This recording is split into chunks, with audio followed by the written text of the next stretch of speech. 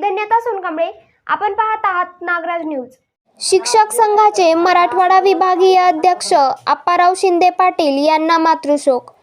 महाराष्ट्र राज्य शिक्षक संघाचे मराठवाडा विभागीय अध्यक्ष आप्पाराव गणपतराव शिंदे पाटील यांच्या मातोश्री कैलासवासी हारूबाई गणपतराव शिंदे पाटील यांचे वयाच्या 85व्या वर्षी 26 ऑक्टोबर रोजी अल्प आजाराने निधन झाले.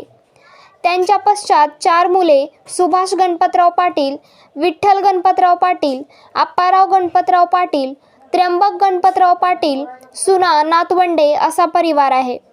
महाराष्ट्र राज्य शिक्षक संघाचे मराठवाडा अध्यक्ष आप्पाराव शिंदे यांच्या त्या आई होत्या.